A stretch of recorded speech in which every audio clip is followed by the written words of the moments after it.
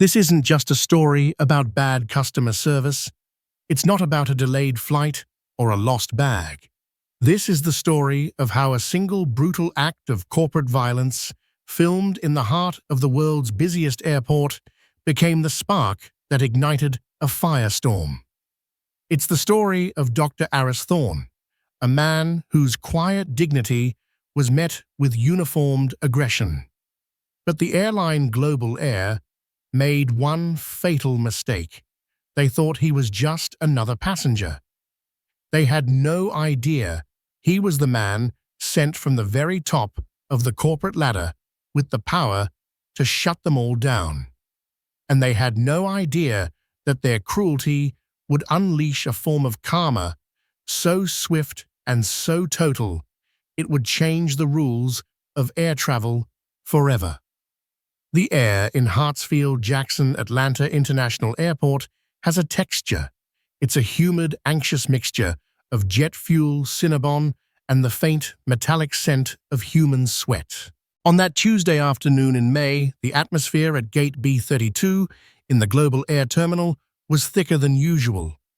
Flight 128 to San Francisco was already delayed by 2 hours, a mechanical issue that had morphed into a crew timing out problem. The digital display board, once a beacon of information, was now a monument to failure, its cheerful blue background, a stark contrast to the mutinous mood of the 100 or so passengers wilting in the uncomfortable gateside chairs. At the center of this brewing storm, behind the podium, was Karen Reynolds. Karen was a station manager with 22 years of service at Global Air, a tenure that had slowly eroded her patience down to a fine, sharp point. Her blonde hair was pulled back in a severe bun, and her smile, deployed only when absolutely necessary, was as thin and brittle as a pane of ice. Today, it was nowhere to be seen. Her gait was a disaster. Her metrics for on-time departures were already in the red for the quarter, and this flight was the anchor dragging them further into the abyss. Every question from a passenger felt like a personal attack on her competence. "Ma'am, is there any update at all?"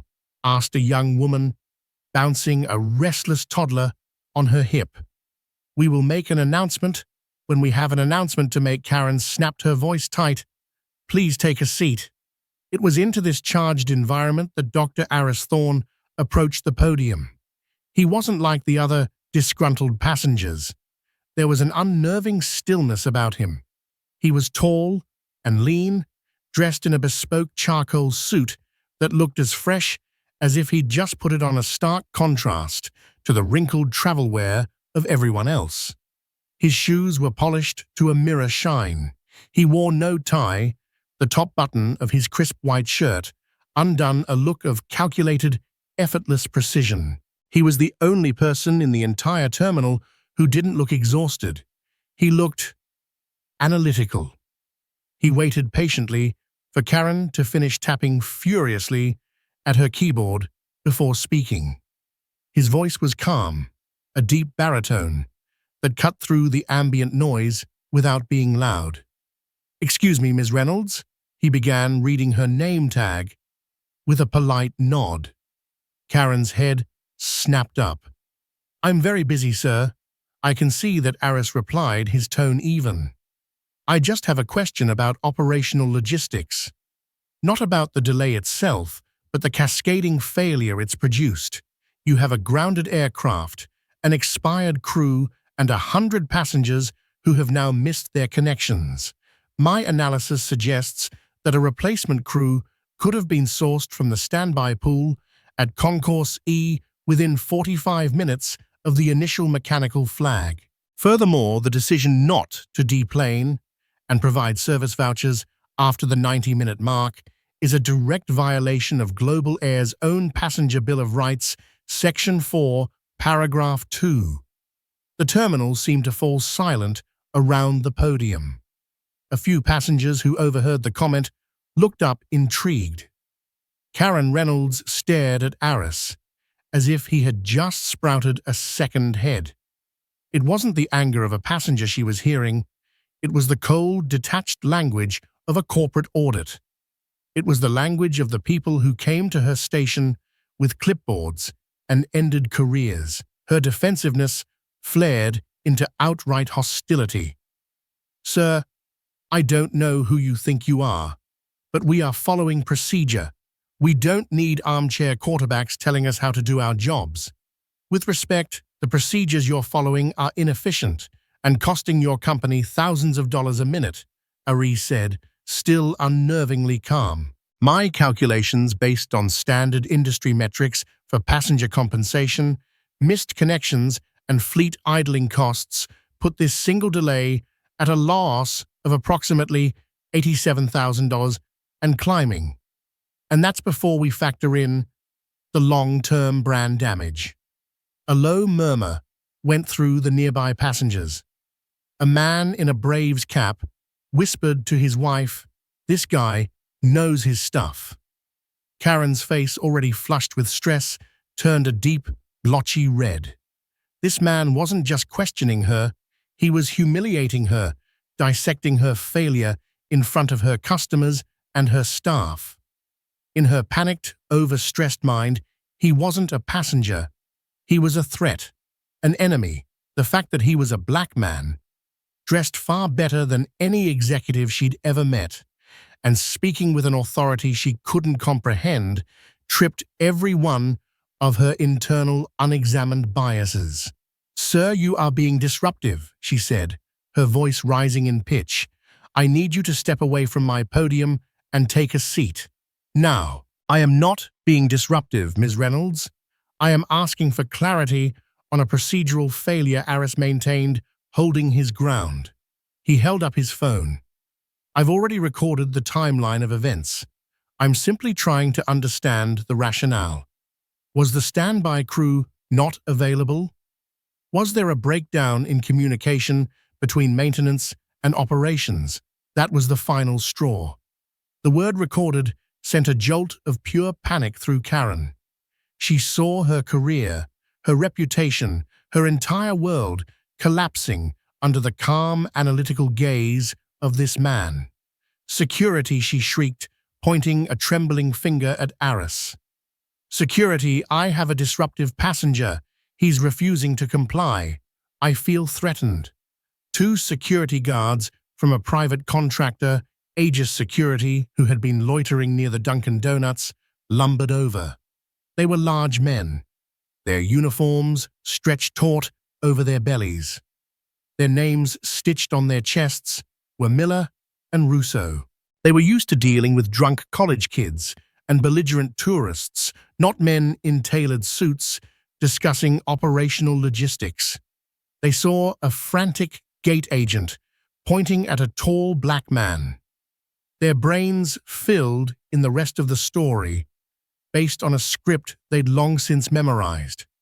"Sir, you need to come with us," Miller said, his hand already reaching for Aris's arm.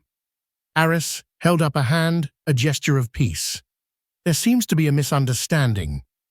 I am a first-class ticket holder for this flight. I have not raised my voice. I have not made any threats. I was simply asking the gate agent a question." Karen said, "You're being disruptive." Russo grunted, moving to flank him. "She feels threatened. That's all we need to know. Let's go."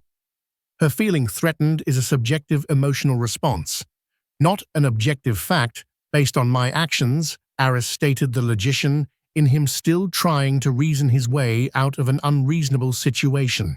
"If you check the terminal's CCTV, you will see I have been perfectly composed." It was the wrong thing to say. To men like Miller and Russo, complex sentences and words like subjective and composed were just more evidence of non-compliance. It was smart aleck talk. "That's it. We're done talking," Miller said, grabbing Aris's left arm. Russo grabbed his right. Aris instinctively tensed. "Do not put your hands on me. I am not a threat." His resistance, however minor, was all the justification they needed. What happened next was a blur of violence and disbelief. The passengers gasped. A woman screamed. A young student named Chloe Davis, sitting just 10 feet away, instinctively raised her phone and hit record. Miller wrenched Aris's arm behind his back. Russo kicked his legs out from under him. The sickening crack of a kneecap hitting the hard linoleum floor echoed through the gate area. Aris cried out a sharp gasp of pain that was quickly silenced as his face was shoved into the ground. The expensive fabric of his suit scraped against the dirty floor. One of his polished shoes came off. "I am a passenger. I have a ticket." Aris managed to get out, his voice muffled. "You're a trespasser now," Russo grunted, applying a knee to his back with crushing force. "You were told to leave." And then they began to drag him. It wasn't a walk. It wasn't an escort. It was a brutal, humiliating act of physical dominance. They each had an arm, and they dragged him backwards across the floor of Concourse B. His body went limp with shock and pain. His one remaining shoe squeaking pathetically against the polished floor, his head lolling. Passengers scrambled out of the way, their faces a mixture of horror and shock. Phones came up, dozens of them, all recording, creating a multi-angled library of the degradation. Chloe Davis, the student, followed them, her phone held steady tears streaming down her face. "Stop it. You're hurting him." "What are you doing?" she cried. But her voice was lost in the chaos. They dragged him past the Sparrow, past the flickering screens of the newsstand, past the brightly lit facade of Toomey, where the luggage cost more than a mortgage payment.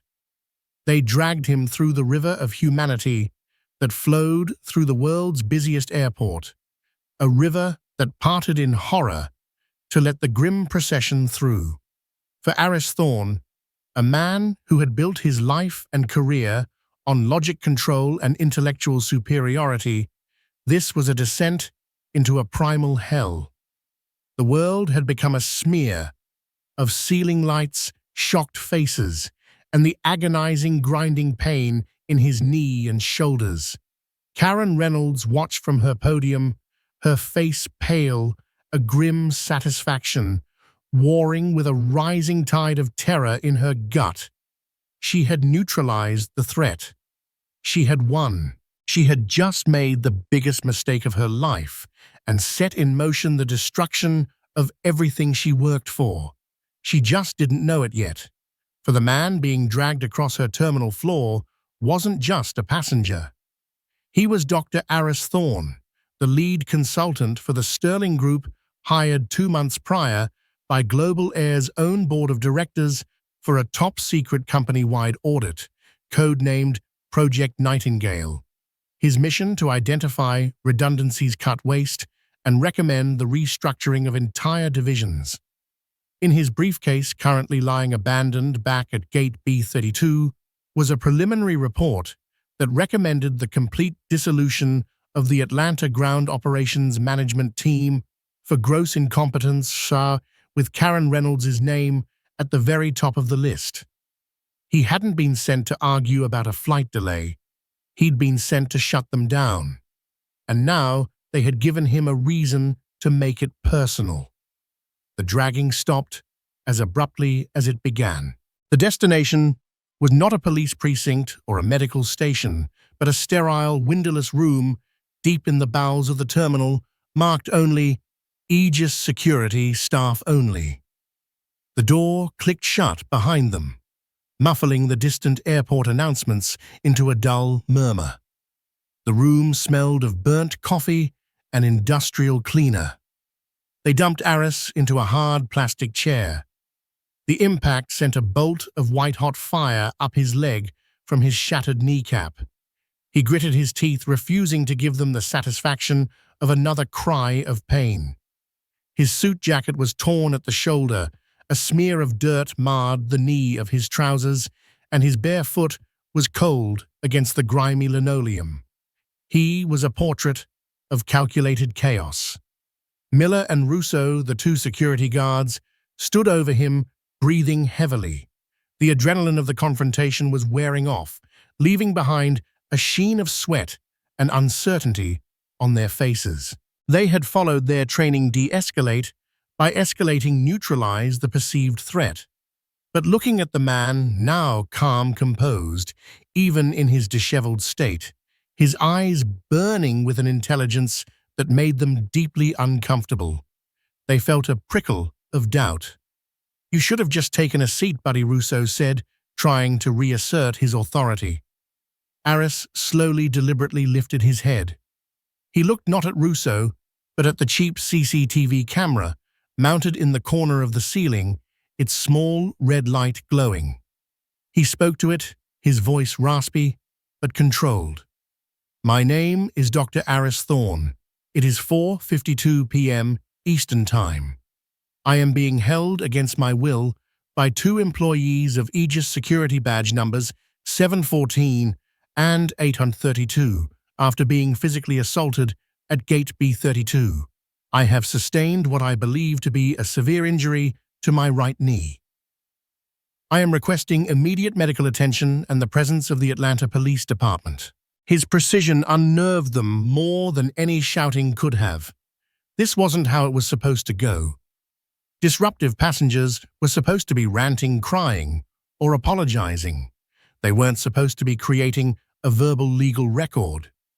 While Miller and Russo exchanged a nervous glance back at Gate B32, 2 very different dramas were unfolding.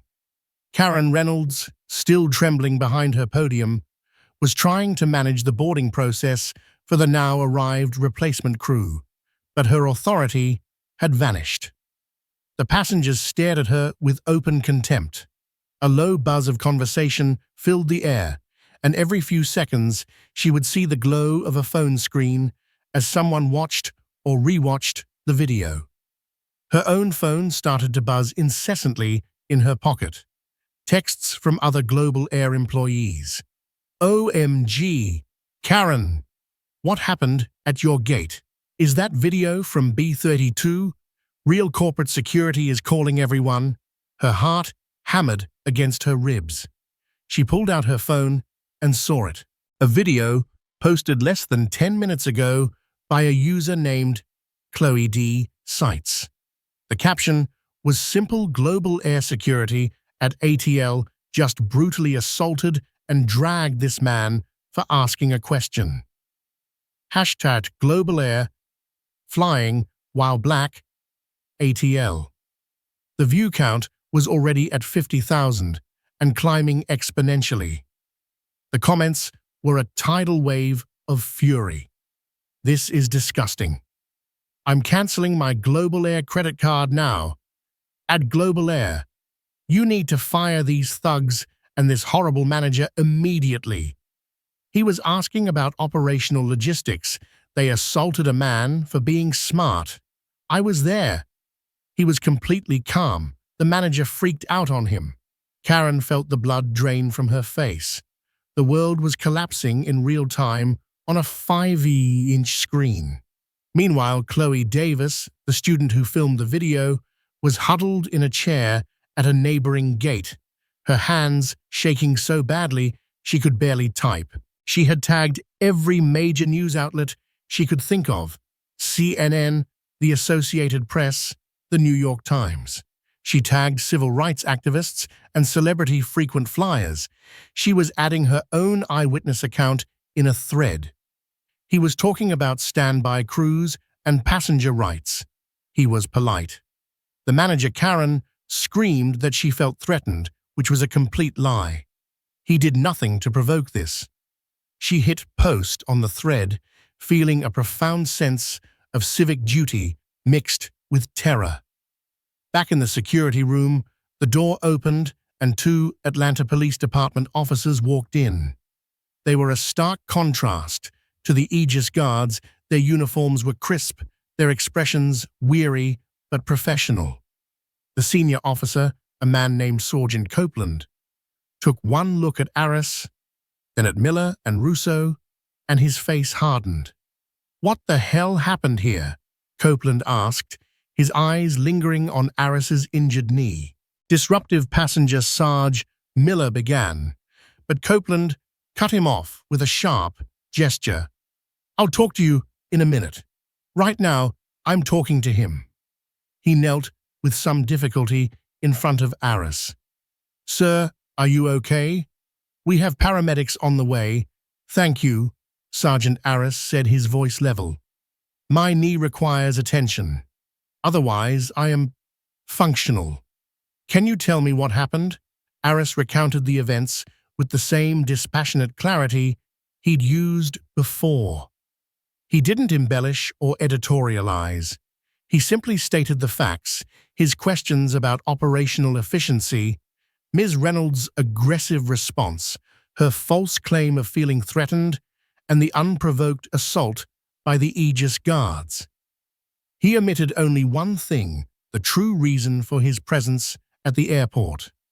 That was an ace he intended to keep up his sleeve. As the paramedics arrived and began to carefully splint his leg, Sergeant Copeland took Miller and Russo outside. "Show me your body cam footage," he demanded. A look of panic passed between the two guards. Russo, did you?" Miller started. "I thought you had yours on," Russo mumbled. "Mine must have not activated, right?" Copeland stared at them, his expression withering. "You're telling me that in an incident that resulted in this level of physical force, neither of your cameras were operational? In the busiest airport in the world, covered in more cameras than the Pentagon. Do you know how that looks?"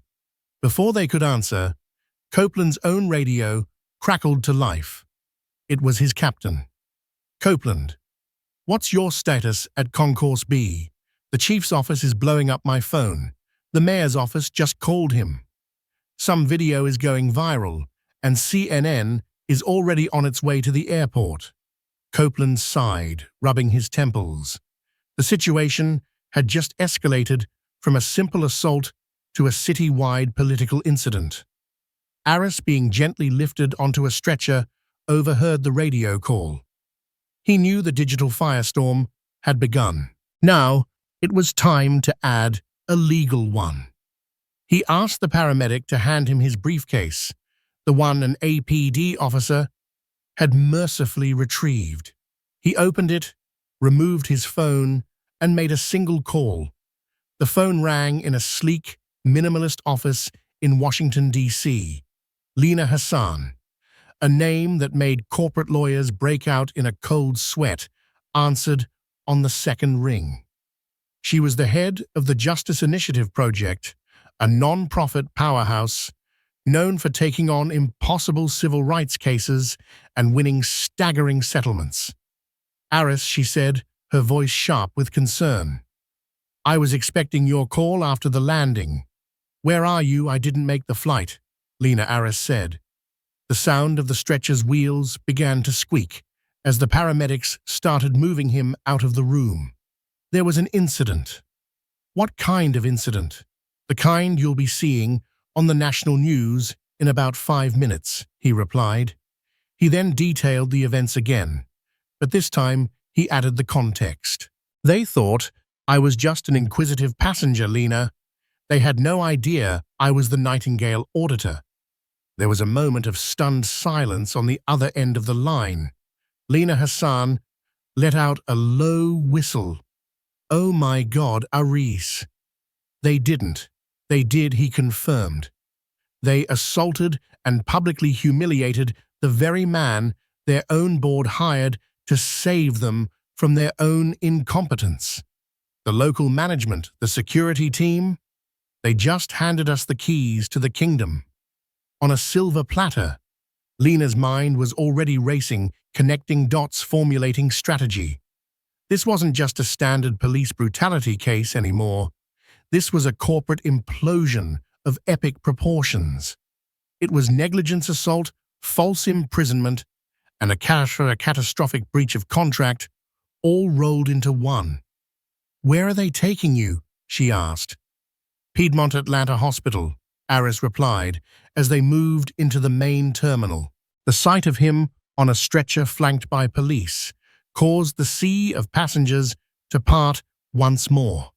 Dozens of phones were still held aloft, capturing this second, more somber procession. "Listen to me," Aris Lena said, her voice now a blade of steel. "Don't talk to anyone else. Not the police, not the airline. No one. I'm booking a flight to Atlanta right now.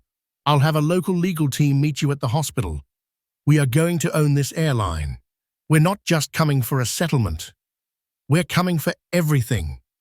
The brand, the CEO, the board. We're going to make an example of Global Air that will be taught in business and law schools for a generation." Aris looked up at the vast arched ceiling of the terminal. He saw the Global Air logos everywhere on the screens, on the uniforms, on the planes, visible through the massive windows. They were symbols of power, of a corporate empire. But he knew with a certainty that settled deep in his bones that he was looking at a dead company walking. The fire was just getting started, and soon everyone would feel the burn. Richard Sterling, the CEO of Global Air, was admiring the view from his 50th floor office in downtown Atlanta. The city sprawled beneath him, a glittering map of his success. He was a man who lived at 30,000 feet, both literally and figuratively blissfully detached from the messy, ground-level realities of his own company. His focus was on stock prices, investor calls, and the multi-billion-dollar fleet acquisition he was negotiating. A delay at Gate B32 was a statistical rounding error, a problem for the people paid far less than him to handle. His detachment was shattered by a call from his personal cell phone. The caller ID read Marcus Thorne. Not Aris, but Marcus Thorne, the formidable, notoriously private chairman of the Global Air Board of Directors. It was a name that made Sterling's posture straighten. The chairman never called his cell. Richard Marcus's voice was gravelly, devoid of any pleasantries. "Turn on CNN. Right now." Sterling, puzzled, picked up his remote and flicked on the large screen mounted on his wall. He was just in time to see the chyron at the bottom of the screen, shocking video passenger dragged by airline security at Atlanta Airport. And then he saw it. The shaky phone footage, the pristine charcoal suit being soiled on the grimy floor, the limp body being dragged past a sparrow. He saw the Global Air logo on the gate signage, a constant damning brand placement in a video of pure brutality. "My God," Sterling breathed. "What is this that Richard is our Q2 earnings report going up in flames?" the chairman retorted. "That is our stock price taking a nosedive in after-hours trading. That is a multi-hundred-million-dollar lawsuit walking through the door. I want to know how this happened, and I want to know 15 minutes ago. Fix it." The line went dead. Sterling, his face ashen, jabbed the intercom button on his desk. "Get me Harrison, get me legal, and get me PR in the main conference room. Now, and find out everything there is to know about the passenger in that video. Everything." An hour later, the war room was assembled. It was a scene of controlled panic. James Harrison, the iron-fisted head of North American operations, was shouting into a phone. A team of PR executives were frantically monitoring social media on a giant screen where hashtags like Global Air Shame and Boycott Global were trending globally. The company's lead counsel, a perpetually weary-looking man named Bob McKay, was chain-drinking Diet Cokes. "We've suspended the gate agent Karen Reynolds and the 2 Aegis guards pending a full investigation," Harrison announced, slamming his phone down. Aegis is already trying to distance themselves, claiming their guards were responding to a direct and frantic request from our manager. "They're preparing to throw us under the bus." And our initial statement, Sterling demanded, pacing the room. "We are deeply disturbed by the events in the video and are launching an immediate, thorough investigation A young PR woman read from her laptop. Standard procedure. It's not working. Another executive yelled, pointing at the screen. Twitter is calling it a soulless corporate non-apology. They're tearing it apart. We look weak and guilty. Sterling's eyes were cold. He was a predator, and the first rule of survival was to attack the victim. Forget the statement. What about the passenger? Who is he? What's his angle? Is he a serial litigator, a professional agitator? I want to know every parking ticket, every angry letter to the editor. I want to know what he had for breakfast. Dig. We need to frame him. We need a counter-narrative. Our investigative team is already on it, Mr. Sterling, Bob McKay assured him. Led by Frank Denton, best in the business. If this guy has any skeletons, Frank will find them. Their strategy was set. While the PR team performed damage control, the legal and investigative teams would dig up enough dirt to paint the victim as the villain, leaking it to friendly media outlets to muddy the waters and poison the potential jury pool. It was a grimy, time-tested corporate tactic. Meanwhile, in a private room at Piedmont Atlanta Hospital, Dr. Aris Thorne was getting his own diagnosis. A top orthopedic surgeon, brought in at Lena Hassan's insistence, was looking at his MRI scans. "Well, Dr. Thorne," the surgeon said grimly, "you have a comminuted fracture of the patella and a complete tear of your ACL. The good news is it's all fixable. The bad news is it will require extensive surgery and at least 6 months of intensive physical therapy. You won't be walking on your own for a while." Aris looked down at his immobilized leg, then up at the television where a panel of experts was discussing the viral video. He felt a strange sense of detachment, as if watching a movie about someone else. The physical pain was a dull, throbbing bass note, but his mind was clear, sharp, and focused. His local legal team, 2 sharp-suited lawyers dispatched by Lena, stood guard by the door, fielding calls and deflecting inquiries from the hospital administration, which was already under immense pressure from global air. He was in a bubble of protection, a bubble he had earned and could well afford. He was no longer a victim. He was a plaintiff. Back in the global air war room, the atmosphere was growing more tense. Hours had passed. Frank Denton, the investigator, finally entered the room. He looked pale. "Well," Sterling barked, "what did you find? Is he an ex-con? Does he have a history of this?" Frank cleared his throat, avoiding his boss's gaze. He placed a thin file on the polished mahogany table. "We have a problem, Mr. Sterling. A very, very big one." "What is it?" Frank spitted out. "The passenger. His name is Dr. Aris Thorne, and he has no criminal record, no history of litigation, not even a speeding ticket in the last 20 years. His credit score is north of 840. He pays his taxes. He donates to the Philharmonic." Frank took a deep breath. He holds a PhD in Systems and Logistics Management from the Massachusetts Institute of Technology. He's the founder and CEO of a consulting firm called the Sterling Group. Richard Sterling froze, the name hitting him like a physical blow. The Sterling Group. He looked at Bob McKay, the lawyer whose face had gone completely white. "No," McKay whispered. "It can't be." "What is it?" Harrison, the operations head, demanded. "What is the Sterling Group?" Sterling slowly sank into his chair, his face a mask of dawning horror. 2 months ago, he said, his voice barely a whisper, the board of directors led by Marcus Thorne initiated a top-secret company-wide audit. They felt my internal numbers were overly optimistic. They hired an outside firm to do a deep-dive analysis of our operational efficiency from the cockpit to the baggage claim. The project was codenamed Nightingale. He looked at the terrified faces around the table. The firm they hired was the Sterling Group. The lead consultant on that project, the man with the authority to recommend the firing of entire divisions, the man whose final report is due on the chairman's desk in 2 weeks, is Dr. Aris Thorne. Silence. The kind of profound, absolute silence that follows an explosion. The frantic energy of the war room evaporated, replaced by the cold, heavy dread of doom.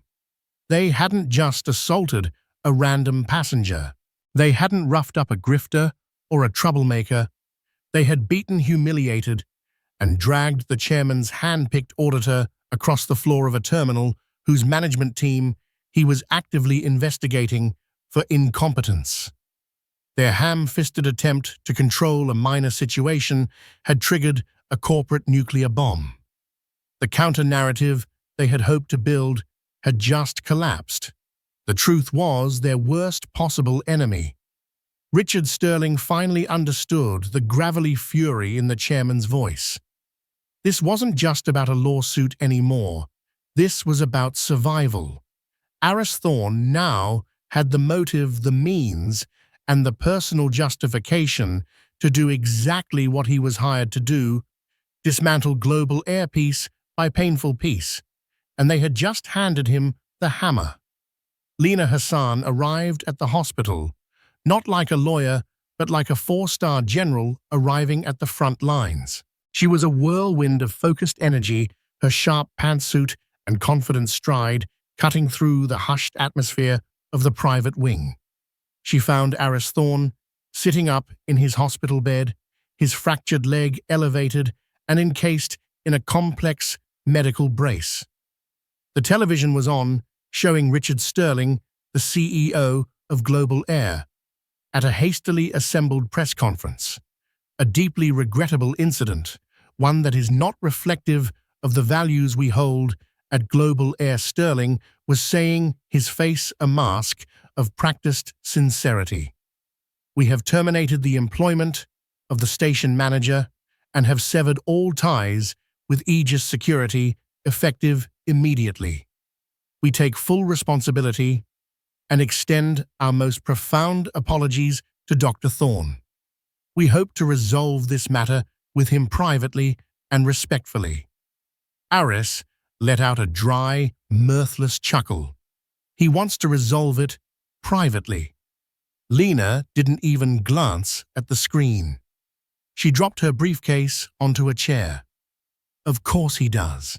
He wants to write a check, bury you in a non-disclosure agreement, so airtight you couldn't even think about this incident without violating it, and go back to business as usual. He thinks this is a transaction. We're going to teach him that it's a reckoning. She pulled a chair to his bedside, her eyes locking onto his. How are you, Aris, truly? The leg will heal, he said, gesturing to the brace. But the humiliation, that's a different kind of injury. They didn't just assault a passenger, Lena.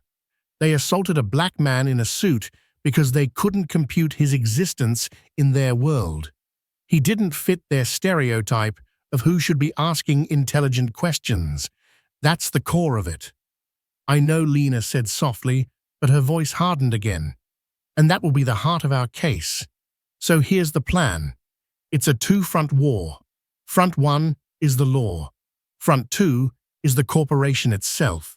You, my friend, are uniquely positioned to fight and win on both. She leaned forward, her voice low and intense. Legally, we're not just suing for damages. We're filing for discovery on a massive scale.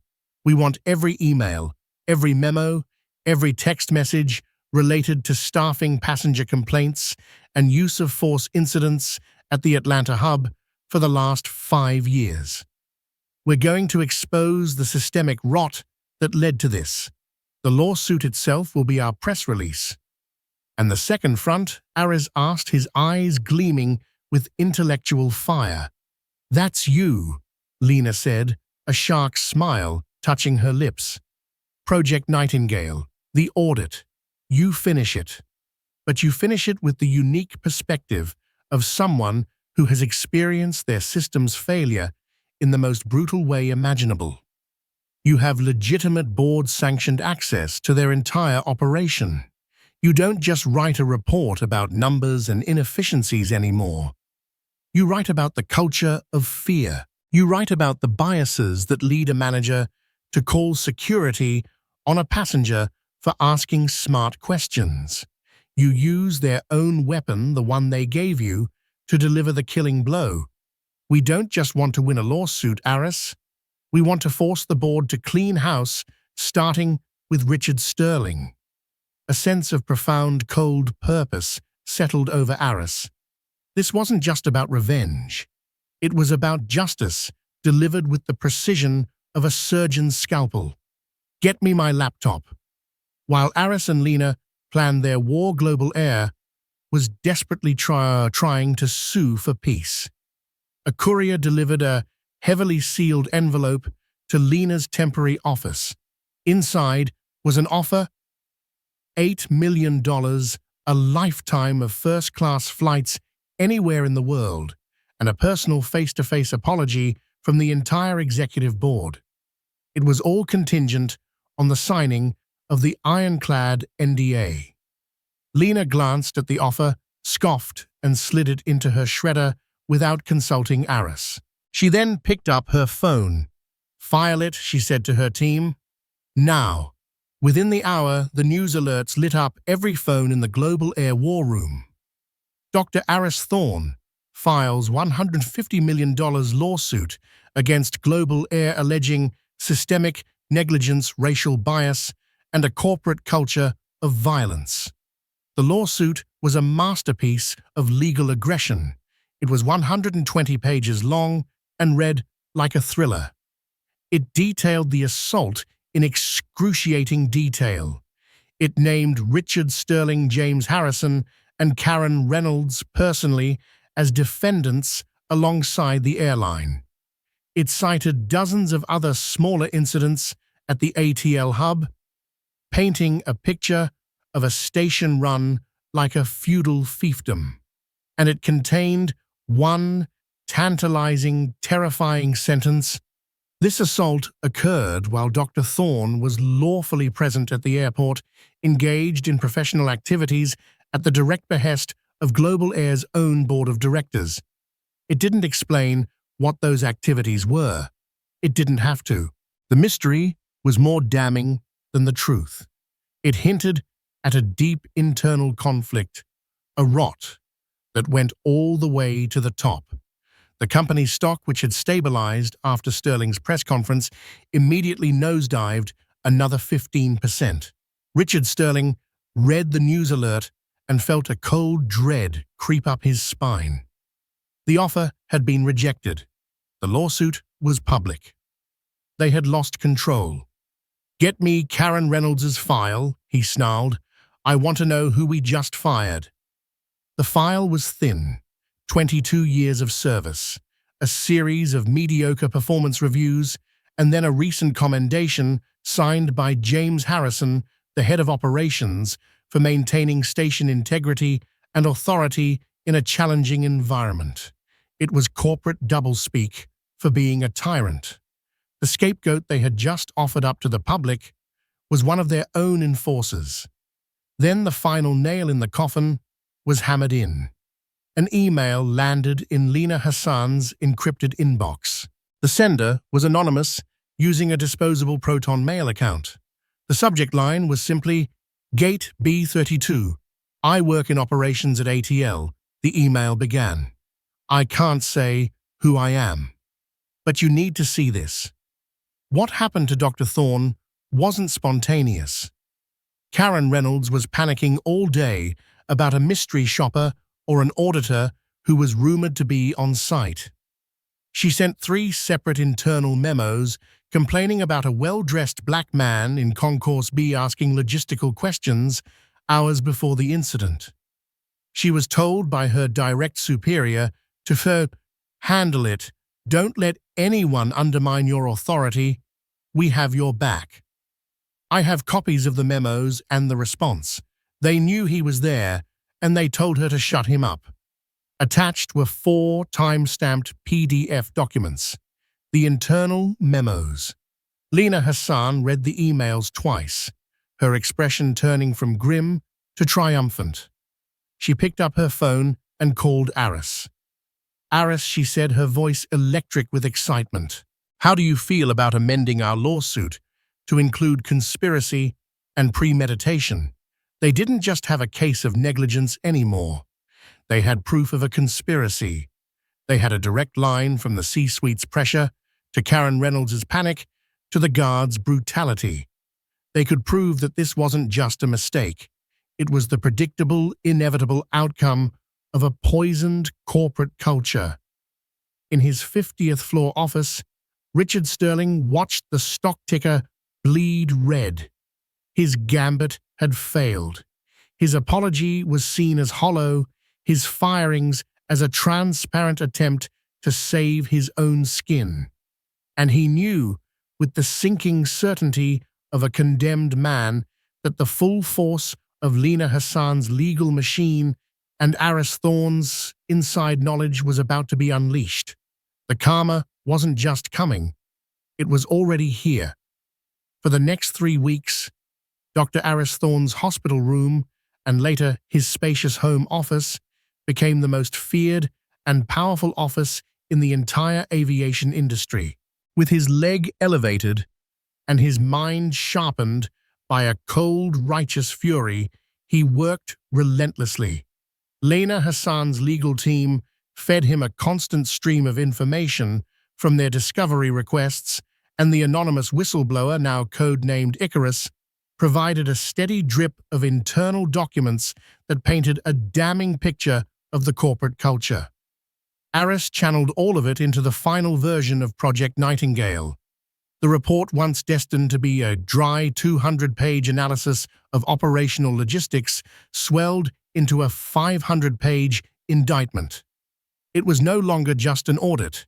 It was a corporate autopsy. When the day of the board meeting arrived, Richard Sterling and the other executives sat around the vast mahogany table in the Global Air boardroom, sweating under the pressure. They had spent weeks trying to build a defense, to frame Aris Thorne as a disgruntled contractor with a vendetta, but they knew it was hopeless. A massive screen at the end of the room flickered to life, revealing Aris Thorne. He was in his own office, dressed impeccably in a dark blue suit, looking more like a judge than a consultant. Beside him sat Lena Hassan. At the head of the table in the boardroom sat the chairman, Marcus Thorne, his face carved from granite. "Good morning, members of the board," Aris began, his voice calm and resonant. "I am here to present the final findings of Project Nightingale. When you hired me, you asked for a report on inefficiency. But to truly understand a system's sickness, you must sometimes experience the symptoms firsthand. On May 14th, your airline provided me with that unique opportunity. For the next 2 hours, Aris systematically dismantled Global Air. He didn't raise his voice. He used their own data, their own internal memos, their own financial reports as his weapons. He began with the Gate B-32 incident, presenting it as Case Study A, the $1 million an hour mistake. He broke down the costs, the flight disruption, the passenger compensation, the immediate stock drop, the initial legal fees, the brand damage calculated by independent marketing firms. Your failure to have a standby crew available, a direct result of Mr. Harrison's cost-cutting measures, and your manager's subsequent violent panic cost this company an estimated $43 million in the first 72 hours alone, Aris stated coolly. This single incident wiped out the entire net profit of your Atlanta to Europe routes for the preceding quarter. He moved on to systemic bias. Using the airline's own complaint data, which Lena's team had forced them to turn over, he presented charts showing that black passengers were 4 times more likely to be flagged as disruptive and twice as likely to be involuntarily deplaned than white passengers even in cases with identical circumstances. Miss Reynolds was not an anomaly, Aris explained, as Karen's photo appeared on screen. She was a product of a corporate culture that implicitly encourages its staff to view people who look like me with suspicion. This isn't just immoral, it's a monumental legal liability, as you are now discovering. Then came the final devastating blow. He brought up the whistleblower's emails. He showed the board the memos from Karen Reynolds about a mystery auditor and the response from James Harrison's office, "Handle it. We have your back." This gentleman, Aris said, his voice dropping slightly, is the smoking gun. This is not just negligence. This is a conspiracy to silence a legitimate corporate inquiry using intimidation and ultimately violence. It was sanctioned, or at least tacitly approved, by Mr. Harrison's office. He clicked to his final slide. It contained a single recommendation in bold 2-point font: immediate and total replacement of executive leadership. Richard Sterling, who had been shrinking in his chair, finally snapped. This is a character assassination, a vendetta from a biased contractor who is suing us. The chairman, Marcus Thorne, who had been silent the entire time, finally spoke. His voice was quiet, but it filled the room with ice. Mr. Sterling, the contractor, isn't the one whose head of operations gave a manager the green light to handle a board-appointed auditor. The contractor isn't the one whose airline is now facing FAA investigation, because his cost-cutting measures led to 42 documented maintenance log pencil whips. In the last 6 months, a fact Dr. Thorne's report also brought to my attention. He turned his gaze on Sterling. The board has already held its vote. Richard, we ask for your resignation, effective immediately. Your severance and options packages are voided under the gross negligence and moral turpitude clauses of your contract. Security will escort you from the building. James Harrison turned white as a sheet. Chairman Ish, you're fired, Mr. Harrison, the chairman said flatly, and my advice to you is to retain a very good criminal defense attorney. The FAA and the DOJ will want to speak with you. The karma had arrived, and it was brutal. The aftermath. Richard Sterling, the disgraced CEO, vanished from the corporate world. Stripped of his golden parachute, his reputation in tatters, he was forced to sell his mansions and retreat into a world of bitter obscurity. Every time he saw a global airplane, or rather the plane of the rebranded Nexus Airways that rose from its ashes, it was a reminder of his spectacular fall from grace. Karen Reynolds fired, and facing her own civil suit, she became a pariah. She couldn't get a job in the industry she'd known for 22 years. The grim satisfaction she'd felt at Gate B32 had cost her everything. The last anyone heard, she was working as a cashier at a discount grocery store, her face perpetually etched with the weary bitterness of a queen deposed. Miller and Russo, abandoned by both Global Air and their own company, Aegis Security, which went bankrupt from the lawsuit, they faced the full force of the law. The viral video was Exhibit A. They were convicted of felony assault and battery, sentenced to prison time, and left with nothing but the consequences of their own ignorant brutality. Global Air, the airline, was shattered. To avoid total bankruptcy, the board, under Chairman Thorne's leadership, was forced to accept a massive federal bailout with crippling conditions. They rebranded to Nexus Airways, a name chosen to signify a new connection to ethics. Every single employee, from the pilots to the baggage handlers, had to undergo a mandatory and extensive new training program in de-escalation and implicit bias, a program designed and overseen by a firm recommended by Dr. Aris Thorne. A new beginning, Aris Thorne settled his lawsuit for an undisclosed but rumored 9-figure sum. But the money was secondary. His primary condition was the establishment of the Foundation for Passenger Rights and Corporate Accountability, FPRA, funded with a $50 million endowment from the airline, contractually obligated for 20 years. The FPRA became a powerful watchdog group advocating for passengers and holding transportation companies to account. Aris, after a successful surgery and grueling rehabilitation, recovered. He walked with a very slight, almost imperceptible limp, a permanent physical reminder of the price of justice. He became the public face of the FPRA, a respected and powerful voice on corporate ethics. His story, a modern legend of how one person armed with intelligence, resolve, and the truth could bring a corrupt Goliath to its knees. And Chloe Davis, the student whose shaky phone video started it all, received a quiet call one day from Lena Hassan's office. She was offered the FPRA Founders Scholarship, a full ride through her undergraduate degree and law school. The world had tried to silence a good man, but a brave young woman with a phone had given him a voice, and that voice had changed the world. The story of Dr. Aris Thorne and Global Air is more than just a viral video. It's a powerful lesson in accountability. It shows that in our modern world, there are no secret corners for injustice to hide. It proves that one person's courage, whether it's the quiet dignity of a man like Dr. Thorne or the quick-thinking bravery of a bystander like Chloe Davis, can be enough to challenge a billion-dollar giant and win. The karma in this story wasn't magic.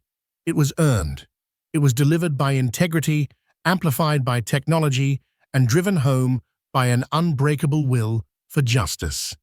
If this story resonated with you, if you believe in the power of holding corporations accountable, then help us spread the message. Hit that like button, share this video with everyone you know, and subscribe to our channel for more true stories of justice being served. Don't forget to ring that notification bell so you never miss a single takedown. Thank you for watching.